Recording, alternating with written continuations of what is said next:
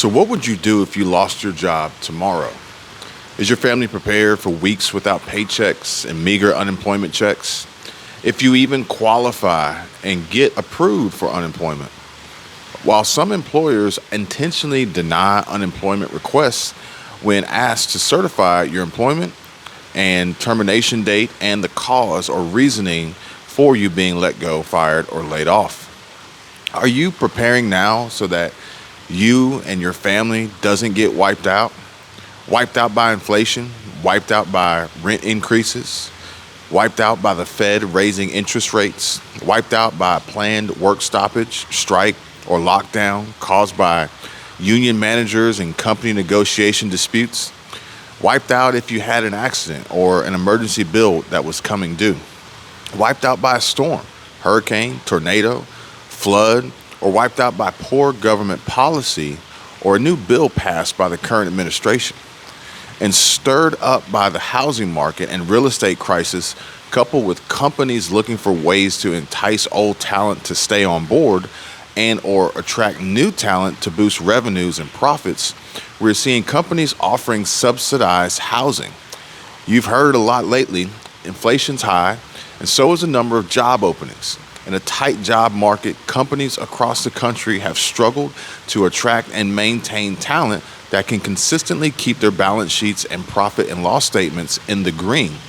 There are even new construction bills coming out of the ground with large corporations behind the new developments offering company-sponsored housing to employees. Now, this means that for some, more than just your job and your weekly direct deposit paycheck will be on the line. When these companies decide you're no longer profitable for them, not only will they take away that salary that you've been receiving, they will have the ability to evict you. Yes, these big businesses have learned from the mistakes they have made in the past, and the pandemic revealed their vulnerability. No more working from home. When the company owns that place you call home, they control it. They will control you. And you either shut up, show up, comply, and keep making them rich, or you pack your bags, literally. And this is tragic. It's tragic to see this unfolding right in front of our eyes every single day. And I'm honestly most concerned for my kid and my nephew, the future generation that doesn't even know what they're going to be up against. The middle schoolers, the high schoolers, the elementary schoolers. I'm most concerned for them. A force in opposition so strong, it will make you want to just cry, literally. No way out, really, as they find new ways to keep you in your box and at their beck and call. These companies are going to continue to thin the herd, and only the cream will rise to the top. But the top performers won't be rewarded for their efforts. No. They will just be allowed to keep their heads down and keep grinding away for hours, weeks, months, and years on end to put more money in the profit column for these businesses. Maybe they'll toss you a bone and every now and then allow you a few days off here and there. But you will be so exhausted that all you will have the energy to do is rest, try to recover, and get back to work on Monday morning. For the others, the rest of us, we get pink slips, wiped out and laid off. How will you hold it together when you have to break the news to your kids that you won't be able to buy them birthday presents this year, or what they have their heart set on for Christmas? What will you say when they ask you, what's for dinner? And you're afraid to open the refrigerator or your pantry because you know the shelves there are completely bare.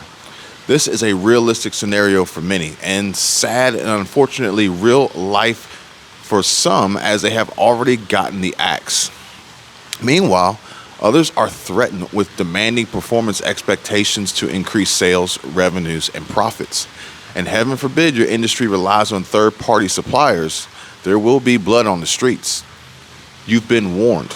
Wait lists, back orders, continue or discontinued and non-stock inventory items, and slow, canceled, or lost shipments held up by railroad workers, quiet quitting, and truck drivers stuck idling at ports.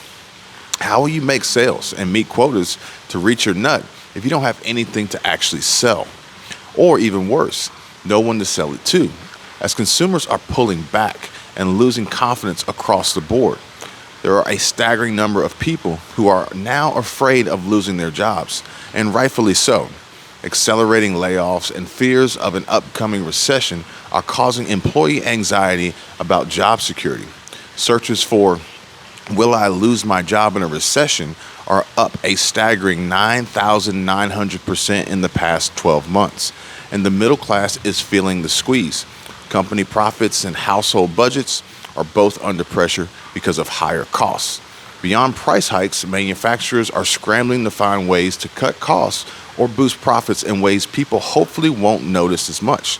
For instance, suppliers can speed up manufacturing, load up each truck with more goods, and shrink the size of a package, a practice known as shrinkflation. Retailers are feeling the squeeze too.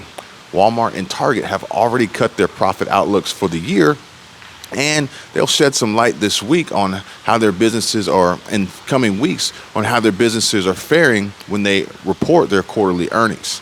Now, Walmart is among the companies that have taken a hard look at ways to improve profits and keep prices down. This included closing stores across multiple states and laying off thousands of employees. They even lost a distribution center or two as well by mysterious events that I'm not going to get into in this video. In early July, Walmart CEO Doug McMillon told reporters that the retailer is talking to suppliers about finding an innovative way to avoid cost increase, such as changing packaging and placing orders earlier.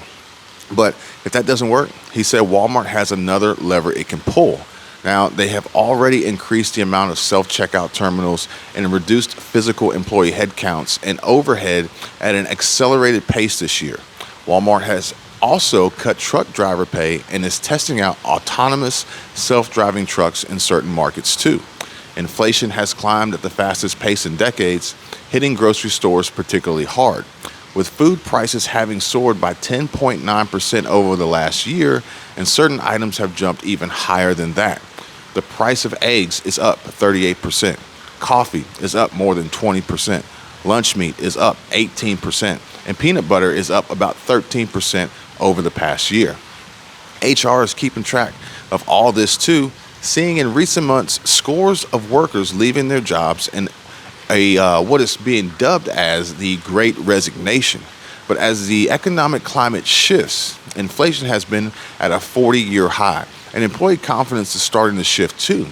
And there are so many employees that are afraid of losing their jobs if a recession occurs, which is causing increased amounts of employee anxiety, as well as causing some to go above and beyond in their duties, which only may result in burnout and dissatisfaction, with no added compensation for their efforts and devotion to these companies, ultimately leading up to diminished productivity and overall disengaged workers. But let me know if you are in this category. Are you afraid of losing your job, being laid off, seeing no income due to a strike, or have you already experienced this trauma? Comment down below.